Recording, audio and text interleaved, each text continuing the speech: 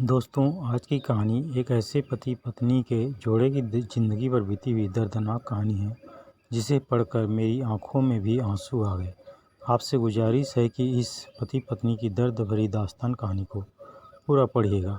बहुत ही ज़बरदस्त कहानी है। चलिए दोस्तों, अब इस कहानी को शुरू करते हैं, जिसका शीर्षक है पति पत्नी की दर्द भरी दास्तान।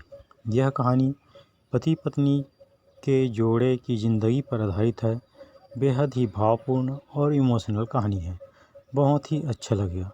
मुझे पहले लड़के की तस्वीर दिखाओ माँ, मैं फिर फैसला करूँगी हाँ या ना का। माँ ने रीता की तरफ देखा। अच्छा, हम तुम्हारे लिए क्या कोई अच्छा लड़का नहीं देखेंगे? रीता गुस्से से बोली। माँ, बस लड़का देखना है मुझे, उसकी तस्वीर मंगवा ले या लड़के को यहीं बुला लो। माँ ने डांटा। पागल है, शर्म नहीं आती? चल दफ़ा हो जा अपने कमरे में। बाबा भी आ गई। क्यों डांट रही हो मेरी बच्ची को? रीता बाबा के पास गई और जाकर कहने लगी, बाबा मुझे लड़का देखना है। बाबा ने मुस्कुराकर कहा, हाँ बेटी, तुम्हारी मर्जी से ही करेंगे शादी। कल मैं उसकी तस्वीर मंगवा लूँगा। लड़के के अपना होटल है, पढ़ा लिखा है, प्यारा है। लेकिन रीता को तो लड़का देखना था। लड़का तो प्यारा है। रीता ने हाँ कर दी। एक सप्ताह में ही रीता की शादी हो गई। रीता का हमसफ़र सुशील का अरेंज मैरिज था। ना कभी मुलाकात हुई, ना कभी कोई बात, कभी एक दूसरे को कभी मिले भी नहीं। ऐसा एक कोई तो रिश्ता होता है, दो अजनबी एक जान हो जाते हैं, जो कभी ज़िंदगी में मिले भी न हो, दो पल भर में एक दूसरे की जान बन जाते हैं। पहली रात थी। सुशील कमरे में आया, हाथ में आइसक्रीम पकड़ी हुई। रीता नज़रें झुकाए बैठी थी। आइसक्रीम तो रीता की फेवरेट थी। सुशील को नमस्ते की। सुशील पास बैठ गया। सुशील थोड़ा सा शर्माता भी था। रीता का घूंघट उठाकर बोला, आप खाओगी? पहले तो रीता ने शर्माते हुए मना कर दिया। फिर सुशील ने प्यार से कहा, खा लो, प्यार बढ़ेगा। रीता को आइसक्रीम दी और खुद भी खाने लगा। रीता सारी आइसक्रीम खा गई। सुशील ने जब पूछा, आइसक्रीम पूरी खत्म कर दी? रीता मुस्कुराने लगी। वो तो मैं खा गई। सुशील भी मुस्कुराने लगा। बहुत कंजूस हो, आप पहले कहती नहीं खाती और अब देखो सारी की सारी खा गई हो। यह आइसक्रीम 50-50 की थी। रीता सुशील को पहली ही रात इतना तो समझ गई थी कि सुशील दिल का बहुत अच्छा है। रात भर मोहब्बत भरी बातें होती रही। जिंदगी अपनी असल मंजिल की तरफ मुड़ गई थी। वक्त गुजरने लगा। रीता के भाई की शादी थी। रीता 4 महीने की प्रेग्नेंट भी थी। रीता ने सुशील से कहा, मुझे भाई की शादी में जाना है। सुशील ने रीता के पास बैठकर बोला, रीता, डॉक्टर ने आपको लंबी यात्रा करने से मना किया, इसलिए मैं कोई रिस्क नहीं लेना चाहता। मैं नहीं इजाज़त दे सकता शादी में जाने की। रीता को बहुत गुस्सा आया। सुशील, पागल हो गए हो क्या? मेरे भाई की शादी है और आप कह रहे हैं कि नहीं जाना। आप मुझे कार में बैठाकर आराम से छोड़कर आ जाए। बस। सुशील ने रीता का हाथ पकड़ा, मोहब्बत से फिर समझाने लगा, रीता, क्यों बेकार की जिद करती हो? डॉक्टर ने यात्रा करने से मना किया है तो मैं नहीं जाने दे सकता तुमको। तुम लापरवाह हो जाती हो और मैं तुमको किसी के भरोसे नहीं छोड़ सकता। इतना कहकर सुशील कमरे से बाहर चला गया। रीता रोने लगी। रीता ने अपनी माँ को फ़ोन किया, सुशील मना कर रहा है शादी में आने की। माँ ने समझा, बेटा अगर वो कह रहा है तो मत ही आओ। लेकिन रीता की भाभी और भाई जिद करने लगे। क्यों नहीं आने दे रहा है सुशील हमारी बहन को? वो रात को आए। सुशील भी घर पर था। कहने लगे कि मेहंदी है, 3 दिनों की ही तो बात है, रीता को लेने आए हैं। सुशील ने रीता की तरफ देखा। रीता, मैंने क्या कहा था तुमसे? रीता ने नज़रें झुका ली, कमरे में चली गई। उठकर सुशील को गुस्सा बहुत था, लेकिन वे सब्र कर लिया। 1500 रुपये जेब से निकाले, रीता को दिए। ये कुछ पैसे रख लो, बाकी और चाहिए तो ले लेना, मैं आऊँगा कल। रीता बहुत खुश थी। सुशील ने अपने सीने से लगा लिया, रीता को अपना ख्याल रखना। फिर रीता शादी में चली गई। मेहंदी की रात रीता की बुआ की लड़की भी आई हुई थी। डांस भी किया, काफ़ी एंजॉय किया। बारात वाले दिन जब भाई की बारात लड़की वालों के घर पहुंची तो बारिश हो रही थी। गली में काफ़ी कीचड़ था। रीता का पाँव फिसला और गिर गई। गिरते ही उसके पेट में दर्द होने लगा। रीता ज़ोर ज़ोर से रोने लगी। जल्दी से रीता को अस्पताल ले गए। रीता दर्द से चिल्ला रही थी। सुशील को कॉल की, रीता के बारे में बताया। सुशील घबरा गया। वो जल्दी से अस्पताल पहुंचा। डॉक्टर रीता को इमरजेंसी वार्ड में ले गए थे। सुशील बहुत परेशान था।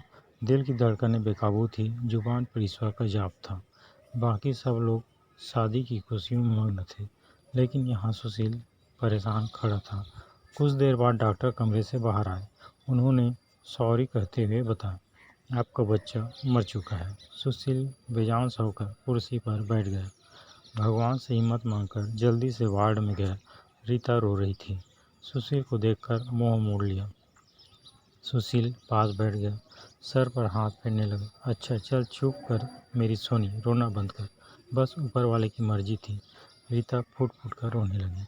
सुशील मुझे माफ़ कर दें, मुझसे गलती हो गई। सुशील ने आंसुओं से भीगी हुई पलकों को चूम लिया। अरे बस बस मेरी जान, रोते नहीं हैं, बस ऊपर वाले की मर्जी थी, चुप हो जाओ। रीता खुद को गुनहगार समझ रही थी, अपने बच्चे और सुशील का। सुशील समझाने लगा, रीता का सर अपनी गोद में रख लिया। चुप हो जा मेरी सोनी, सोनी रो मत, अब देख मैं तेरे पास हूँ। रीता को लेकर घर चला गया। शादी खत्म हुई, सब घर आ गए रीता का हाल पूछने। रीता खुद पर इल्ज़ाम दे रही थी, मुझे रोका था सुशील ने माँ, लेकिन मैं जिद करती रही, शादी में जाना है। अगर मैंने इनकी बात मान ली होती तो आज शायद मैं अपना बच्चा न खोती। सुशील समझ रहा था रीता दिल ही दिल में खुद को कसूरवार ठहरा रही है, इसलिए सुशील प्यार से समझाता रहा रीता को, अरे पागल है, खुद को परेशान न कर, ऊपर वाले की मर्जी थी ना, ऊपर वाले ने चाहा तो हमें फिर से औलाद ज़रूर देगा। रीता सुशील की आंखों में देख रही थी। सुशील आप इतने अच्छे हैं, मुझे डांटा नहीं, आपने कुछ कहा नहीं। सुशील ने लंबी सांस ली, मुस्कुरा कर बोला, जब तूने मेरी बात मानी ही नहीं थी तो रीता अब कुछ कहने का क्या फ़ायदा। रीता समझ रही थी सुशील का खामोश गुस्सा। 1 साल बाद फिर ऊपर वाले ने उनको बेटा दे दिया। जब सब बहुत खुश थे, सुशील बाहों में उठाकर झूमने लगा अपने बेटे को। रीता बेड पर लेटी सुशील की आंखों में बेटे की मोहब्बत में निकलते आंसू देख रही थी। जिंदगी में अच्छे दिन आते हैं, लेकिन अक्लमंद वही होता है जो खुद को हालत में ढाल लेता है। सुशील का छोटा सा होटल था, जिससे बस गुजारा हो रहा था। रीता ने जीत की, सुशील बच्चे को गर्मी लगती है, इसलिए यह बहुत रोता है, मुझे कमरे में एसी लगवा कर दें। सुशील ने सिर पर हाथ रखा, अरे रीता पागल हो गई हो क्या, मेरे पास नहीं है इतने पैसे एसी के लिए। रीता ने जिद की, मुझे एसी चाहिए बस कमरे में। सुशील अपने बेटे को सीने पर लेटाकर खेल रहा था उसके साथ। रीता बस एसी लगवाने की जिद किए बैठी थी। सुशील ने रीता का हाथ पकड़ा, अपने करीब किया। रीता पता नहीं क्यों इतनी जिद्दी हो, लगवा दूंगा एसी। ये लो सो गया है मेरा राजकुमार, इसको लेटा दो। 2 साल बाद ऊपर वाले ने एक बेटी भी दी। वे दोनों बहुत खुश थे। हर अच्छी पूरी ख्वाहिश करता था सुशील, लेकिन फिर भी छोटी छोटी बातों पर उनसे झगड़ा रहता ही था। बेटा 4 साल का हो गया था, बेटी छोटी थी। सुशील का होटल का काम अच्छा नहीं चल रहा था। सुशील कुछ परेशान था। घर आया, बेटा ने उसका लैपटॉप तोड़ दिया था। प्रीति मोबाइल पर लगी हुई थी। सुशील ने देखा लैपटॉप टूटा हुआ पड़ा है। सुशील चिल्लाकर बोला, रीता ये क्या है। रीता ने देखा, ये आपके लाडले ने तोड़ा है। सुशील गुस्से में पहले ही था। रीता को गाली देकर बोला, तुम्हारा दिमाग काम नहीं करता, इसमें मेरा सारा डेटा था, तुम पागल हो क्या, जाओ खाना लेकर आओ। उठ जाओ रीता गुस्से में बोला। सुशील मैं नौकरानी नहीं हूँ, सारा दिन बच्चों को संभालो फिर तुम मुझे गाली दो। सारा दिन इतना काम करो और कोई इज्जत नहीं है, गाली दे रहे हो।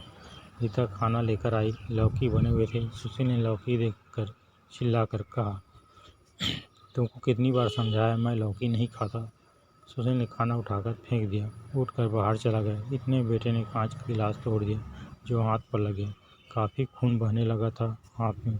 रीता ने बेटे को 1-2 थप्पड़ लगा दिए। बहुत तंग आ गई हूँ मैं तुम बाप बेटे से।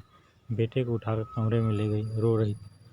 साथ ही उस बोल रही थी, 5 साल हो गए इस इंसान के साथ, कोई कदर नहीं है। बेटे के जख्म पर मरहम लगाने लगी। इतने बेटी भूख से रोने लगी। बेटी को गोद में उठाया। इस इंसान की ऐसी हरकत रही तो गुजर बसर मुश्किल हो जाएगा। रात भर सुशील गायब रहा। रीता ने भी फ़ोन करके न पूछा। रीता ने अपनी माँ को बताया, सुशील आजकल न खर्चा दे रहा है, न अच्छे से बात करता है, गालियाँ देता है। माँ ने कहा, अच्छा हम बात करते हैं उससे। सुशील को महसूस हुआ उसने अच्छा नहीं किया रीता के साथ। आज घर जाकर रीता को सॉरी कहूँगा। घर आया, देखा घर में रीता के माँ बाप, चाचा सब आकर बैठे हुए थे। सुशील ने रीता की तरफ देखा, रीता चुप रही। नमस्ते किया, उसके बाद बात शुरू हो गई। माँ चिल्लाकर बोली, क्यों बेटा, तुम खर्चा नहीं देते हो रीता को, क्यों गाली देते हो? सुशील को बहुत गुस्सा आया। घर की बात थी, हम दोनों सुलझा लेते। सुशील ने गुस्से में से कहा, इसको सब कुछ देता हूँ, ये बस तमाशा लगाना चाहती है। रीता गुस्से में थी, वो भी गुस्से में बोली, क्या देते हो? महीने में 8,000 देते हो, जिसका दोनों बच्चों को दूध भी पूरा नहीं होता। एहसान करते हो मुझ पर, तुम्हारे बच्चों पर खर्च करती हूँ। बहस इतनी बढ़ गई कि सबके सामने सुशील ने रीता को थप्पड़ मार दिया। रीता की माँ को बर्दाश्त नहीं हुआ, वो अपनी बेटी को साथ ले गई, दोनों बच्चे भी साथ ले गए। सुशील ने भी नहीं रोका उन्हें। रीता नाराज होकर चली गई। रीता को थप्पड़ ज़्यादा जोर का लगा था, निशान बन गया था चेहरे पर। माँ भी रोने लगी। न जाने पहले भी कितना जुल्म करता होगा मेरी बेटी पर, कमीना इंसान। सुशील पहले से ही अपने होटल की वजह से परेशान था, काम न होने की वजह से, और अब परेशानी बढ़ गई। रीता मायके में थी, सुशील यहाँ था, घर में परेशान थे। हालात इतने ख़राब हो गए, सुशील को अपना होटल बेचना पड़ा। 2 महीने गुजर गए, दोनों एक दूसरे से बात तक न की, दोनों गुस्से में थे। सुशील कहता, खुद गई है खुद वापस आए। रीता की अकड़ थी, मनाने आएगा तो जाऊंगी। दिन गुजरते गए, 8 महीने गुजर गई, कोई बातचीत नहीं हुई। सुशील के एक दोस्त ने सुशील से कहा, विदेश जाना है तो बताओ, मेरे पास एक ही वीज़ा है। हालात काफ़ी बुरे थे, सुशील विदेश चला गया, नंबर बंद हो गया। 1 साल गुजर गया, दोनों ने कोई बात न की एक दूसरे के साथ। रीता भाई से खर्चा लेती, बच्चों के दूध का या फिर दूसरे ज़रूरी सामान का। भाई कब तक दे सकते थे खर्चा, उनके भी अपने बच्चे थे। कभी रीता के बच्चे कोई नुकसान कर देते, कोई चीज़ तोड़ देते, तो रीता की भाभी हज़ारों बातें करती, ताने देती थी। रीता चुपचाप सुन लेती थी, क्या करती आखिर, किसी को कुछ बताती भी न थी। दीपावली का दिन था, रीता ने भाई से कहा, पैसे दे दो, बच्चों को शॉपिंग करवानी है। भाभी पास से बोली, बहन साफ सी बात है, हमारे पास फालतू के पैसे नहीं हैं। उसी इंसान के साथ गुजारा नहीं तो तलाक लेकर किसी दूसरे से शादी कर लो, जाओ यहाँ से। रीता उस दिन बहुत रोई थी, उसे एहसास होने लगा था, सुशील तो मेरे सर का ताज है। सुशील दुबई में बच्चों को याद कर बहुत रोता था।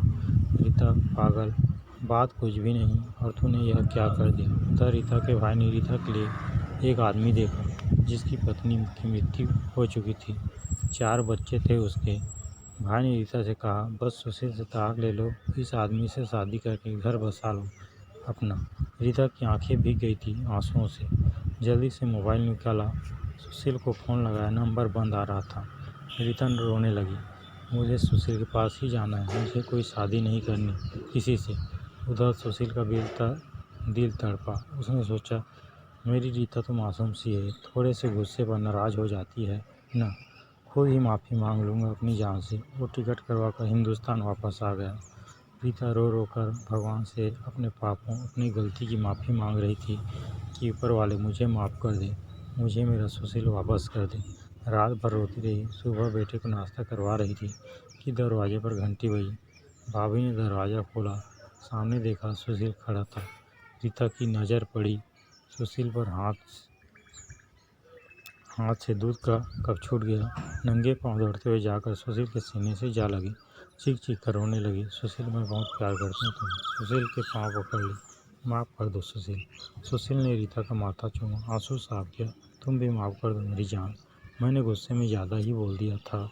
बच्चों को सीने से लगाया, सुशील प्यार करने लगा। रीता के भाई और भाभी की आंखों में आंखें डालकर गर्व से बोली, मेरा परमेश्वर मेरा हमसफ़र है मेरे पास, आप लोगों का बहुत बहुत धन्यवाद हो। सुशील के साथ घर वापस आ गए। दोनों कोशिश सब बातें भूलकर जीने लगे, लेकिन वे इस समाज को इतना बता गए, जज्बात में जुदा हो जाना बहुत आसान है, लेकिन जुदा होकर जीना बहुत मुश्किल है। जो एक हमसफ़र महसूस कर सकता है, वो कोई और नहीं कर सकता। गलत फैसला लेकर ज़िंदगी बर्बाद न करें। ये सब वक्त के साथ बदल जाता है। अगर नहीं बदलता तो हम सफ़र। अगर कोई नाराज़ है या घमंड में है तो जाओ मना लो, राज़ी कर लो एक दूसरे को, इससे पहले कि फिर देर हो जाए। अगर मेरी कहानी किसी एक के भी दिल में घर कर गई तो मेरा मकसद पूरा हो जाएगा। आजकल छोटी छोटी बातों पर घर उजड़ रहे हैं। अगर थोड़ी बर्दाश्त कर लें तो ऐसे घर न उजड़े। दोस्तों, सही कहा ना मैंने? आपकी क्या राय है इस कहानी के बारे में? आप कमेंट करके हमें ज़रूर बताएं। ऐसे ही और अमेजिंग कहानियों की वीडियो के लिए हमारे चैनल को लाइक करें, शेयर करें एवं सब्सक्राइब करें एवं बेल आइकन को प्रेस करें, जिससे आने वाले वीडियो का आपको नोटिफिकेशन प्राप्त हो सके। आपका बहुत बहुत धन्यवाद।